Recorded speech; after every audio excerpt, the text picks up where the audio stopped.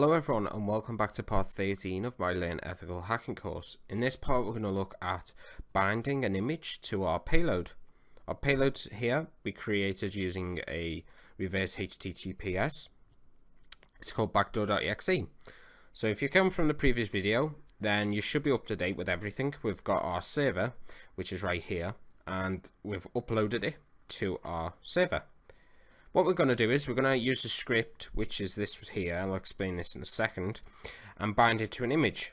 So I've gone on Google and just got a random image. This image could be absolutely anything. I've got this car right here. You could also use a different file type, so it doesn't have to be an image. It could be a PNG, which is still an image, but it could be a Word document, it could be a PDF. So there's many different types of files you could potentially use here. I'm just going to use an image for this demonstration. There's two things you also need. You need this script, well, I've just showed you before, and you need an image icon, an ICO. So if you look up here, which I've just highlighted, we've got an image.jpg because I've saved this image, and I've also got an image.ico. I've used an online converter, so if you just go to Google, you can type image to ICO, click enter, and use this first one. If you just click on this website, all the links for everything will be in the description. Then you can just browse and select the image. And then once you've done that, you can set pixels if you know the size you want, and then just click convert file and save it. It will prompt you and just save it to your desktop. So once you've got an image and an icon, and the reason for the icon is because typically on machines or operating systems, when you have an image file, you also get a preview of that image. So if you look at this image file here, it's image.jpg, but there's a preview just above it. Because our payload is in a application format, it's a .exe, which is an executable. They only have icons. Executables will have icons. So for example, think of an installation. So for WinZip, if you've ever heard of WinZip or WinRAR, then them applications will have icons similar to the calculator.exe, etc. I think you get the point. So think of the browser icon. We want to mimic something like that. So if we wanted to attach this image to our backdoor, we need our backdoor to have an icon of the image, because then it looks like it's a preview of the image when in fact we've attached an icon to the backdoor.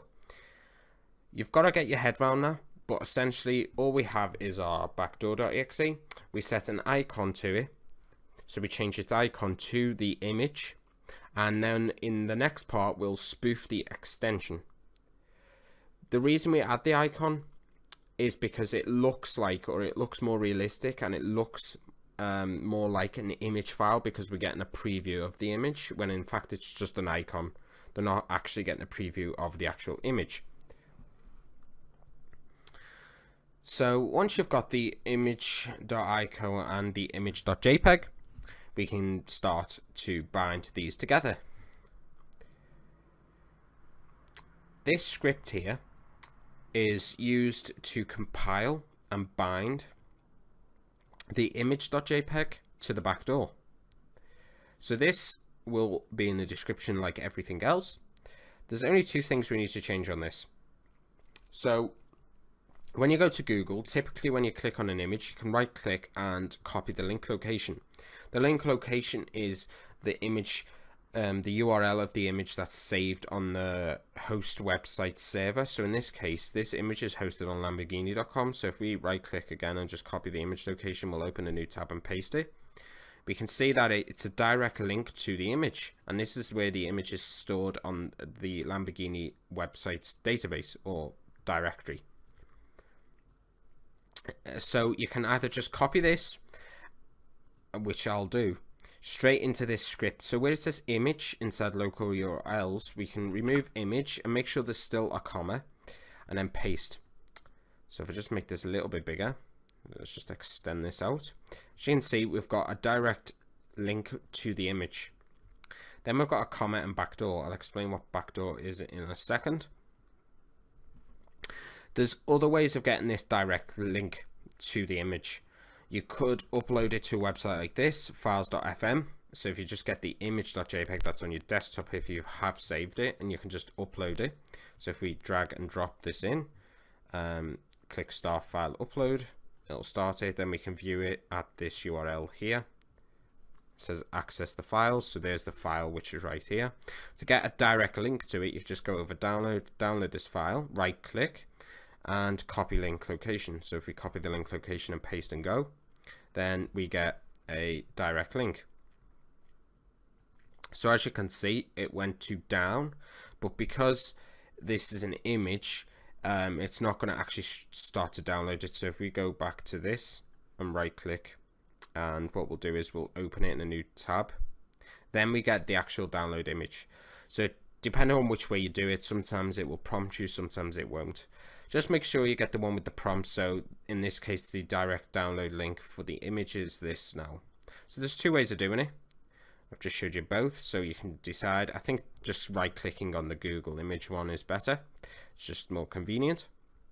So we've got that. Next is backdoor.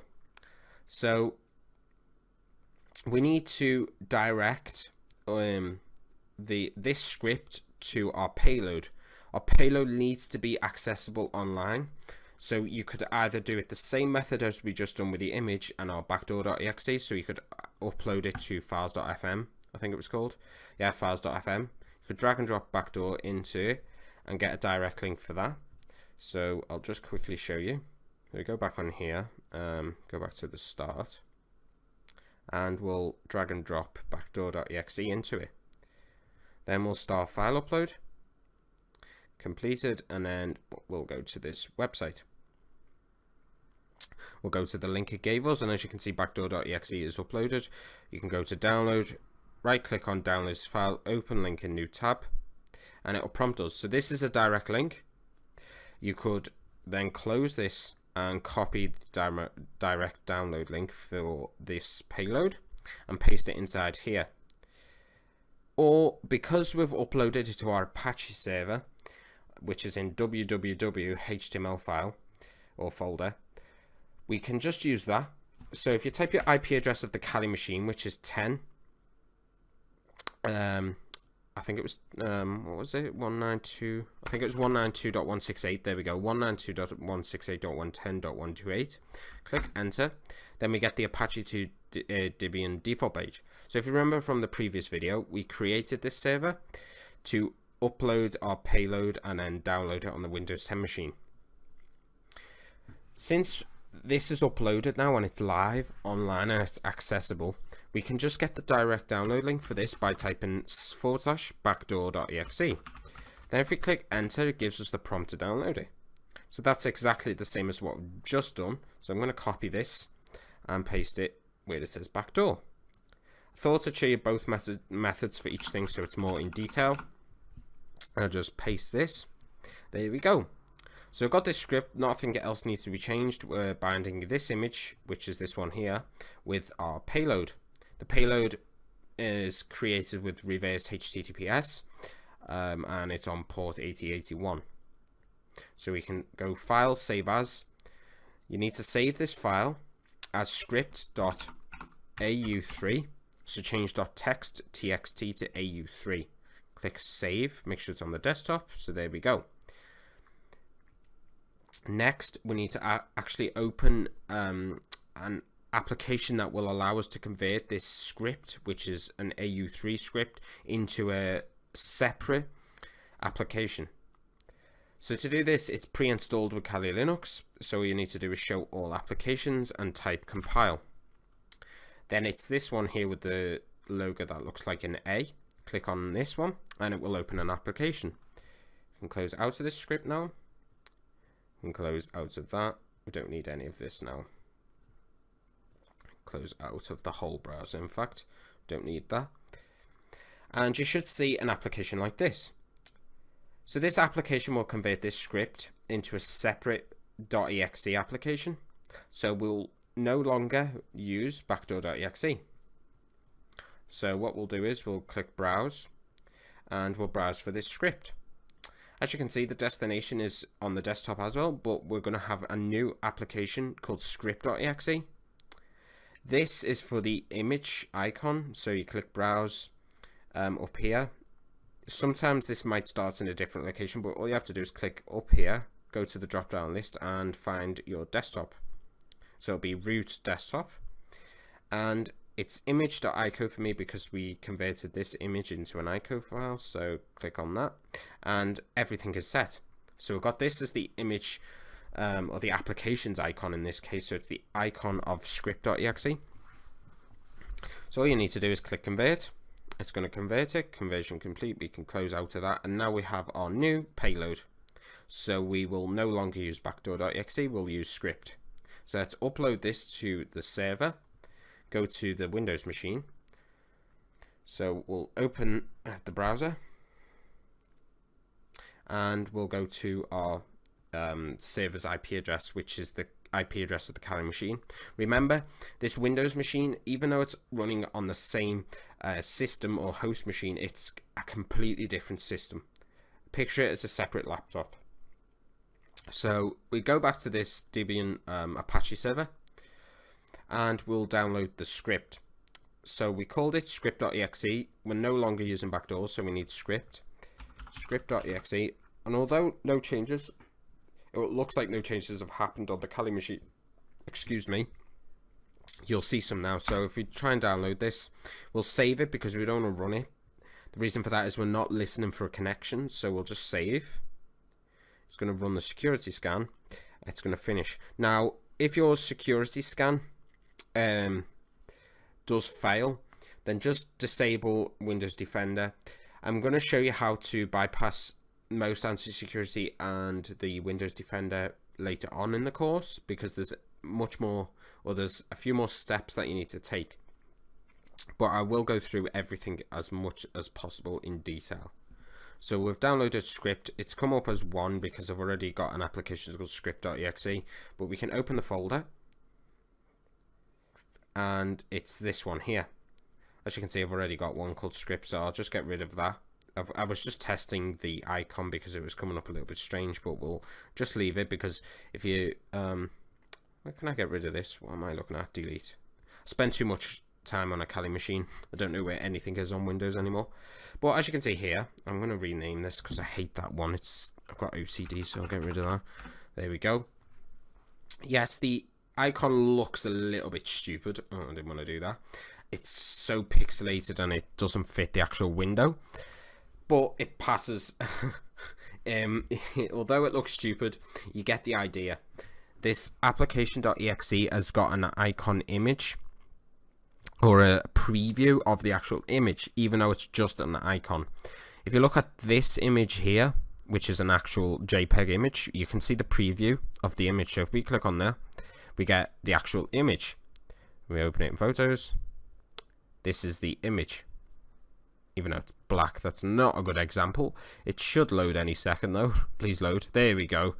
So you sort of get the idea. For specific icons, I would recommend going on Google and just searching icons. You'll get perfect icons that fit the dimensions. When converting the image to an icon, I didn't set any pixels. You can set the width and height. But obviously, the image was not created for the purpose of being an icon, so that's why it looks a bit stupid. Anyway, it works, you get the idea. So now it looks like an image that's being displayed. Although it says .exe at the end, we're going to spoof the extension in the next part to make it even more realistic. But we've got script.exe. So we'll go back to the Kali machine. We're almost completed here. So we'll open up Terminator. And we need to listen for a connection. So MSF console.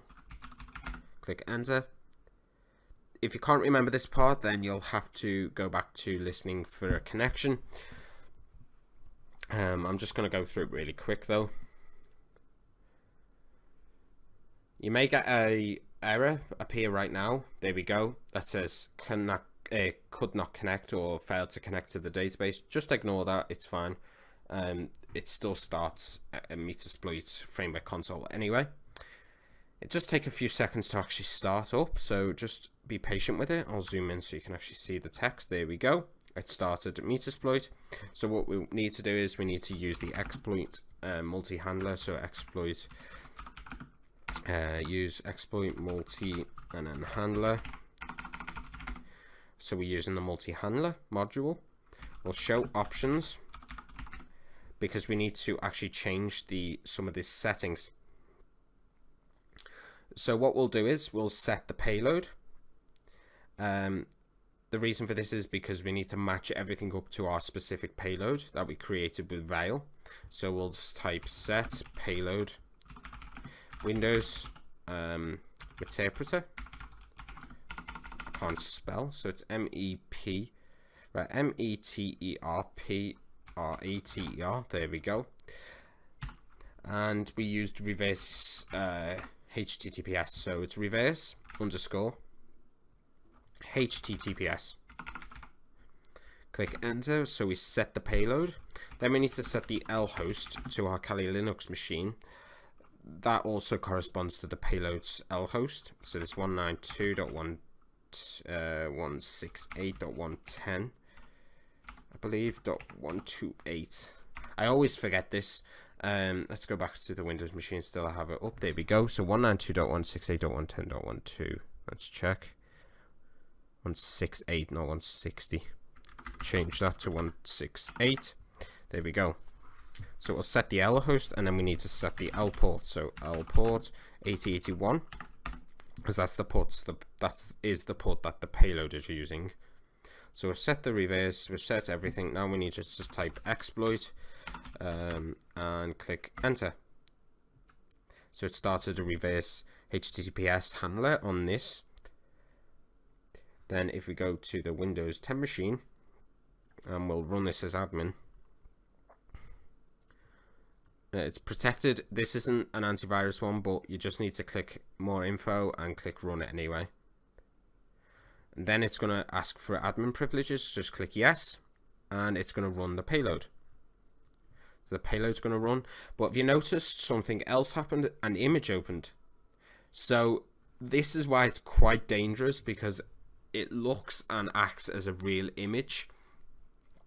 I say looks, the icon was a complete fail, but you get the idea. But there we go, an image is actually open, so it looks like an innocent image file.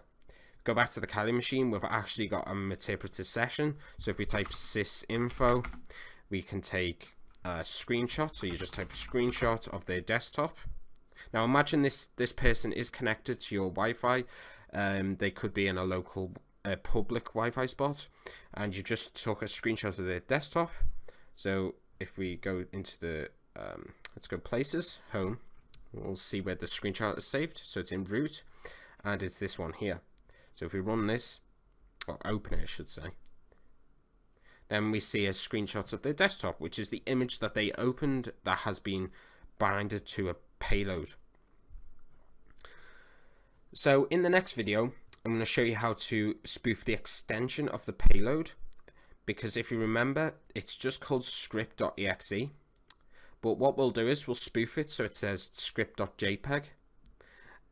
So that's it for the video. If it did help, please leave I can't even speak today.